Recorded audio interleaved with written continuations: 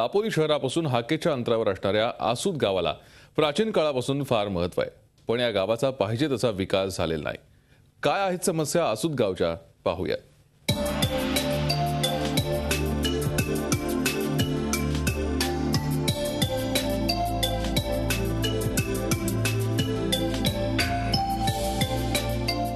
आताच आपण जाणून घेतलं आसूद गाव नेमकं आहे तरी कसं।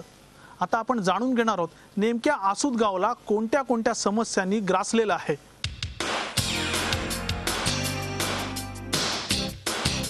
निसर्गानं भरभरून दिलं असतं तरी इथल्या समस्याही काही कमी नाहीत, कारण भौगोलिक रचना फारच कठीण आहे। डोंगर माथ्याचा भाग असल्यानं आसूद गाव वाड्या वाड्यात विखुरलाय। सुमारे 2 किलोमीटर परिसरात गावचा विस्तार विखुरलाय।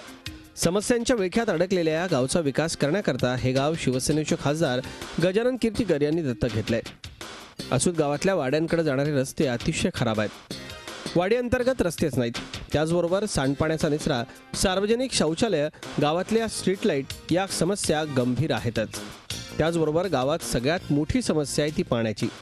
सर्वाधिक पाऊस पडूनही फेब्रुवारीपासूनच पाणी टंचाईला गावाला सामोरं जावं लागतंय।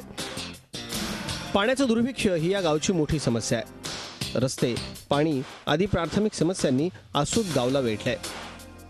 पाण्याचा थोडा प्रश्न निर्माण झालेला आहे। तो पाणी कसा शेवटपर्यंत सगळ्या गावाला पुरेल ह्या योजनेचं प्रामुख्याने विचार व्हावा अशी लोकांची मागणी आहे। काही नदीवर साकवांची गरज आहे की जेणेकरून दोन्ही वाड्या जोडल्या जात नाही।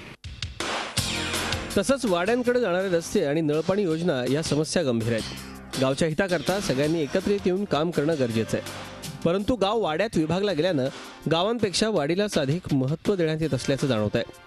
त्यामुळं गाव पायाभूत सुविधांपासून दूर आहे। इथली उत्कृष्ट पर्यटन स्थळं दुर्लक्षित राहिली आहेत। इथं पर्यटक सुद्धा येतात। निसर्गानं नटलेला हा गाव आता पर्यटकांच्या पसंतीला उतरतोय। पर्यटकांना सुविधा मिळाल्यास या ठिकाणी त्यांची संख्या मोठ्या प्रमाणावर वाढू शकते। पर्यटन स्थळ म्हणतो या ठिकाणी सुशोभीकरण जरी केलं, कारण असे ठिकाणी आधी की डोंगरदऱ्या ठिकाणी वसलेले आहेत, तिथे पाणी आहे आणि तिथे जर सुशोभीकरण जर झालं तर तिथे पर्यटनाच्या दृष्टीने आणखीन जो मुरुड पर्यटनाच्या दृष्टीने आज सक्षम आहे, तसं ह्या बाजूला वसलेले आमचं आसूद ग्रामपंचायतले गावसुद्धा या पर्यटनाच्या दृष्टीने एक होऊन जाईल। गावच्या मध्यभागातून आसव नदी वाहते, पण या नदीचं पाणी अडवण्याची कोणतीच सोय नाही। त्यामुळे आसव नदीचं पाणी समुद्राला जाऊन मिळतं। आसव नदीला जानेवारीपर्यंत पाणी असतं, नंतर मात्र नदीचा प्रवाह क्षीण होतो।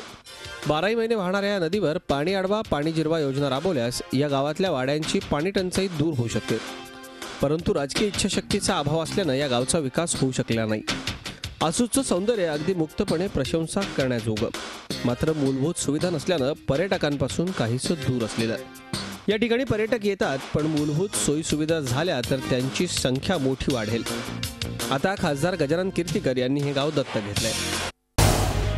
झी 24 तास रहा एक पाऊल पुढे।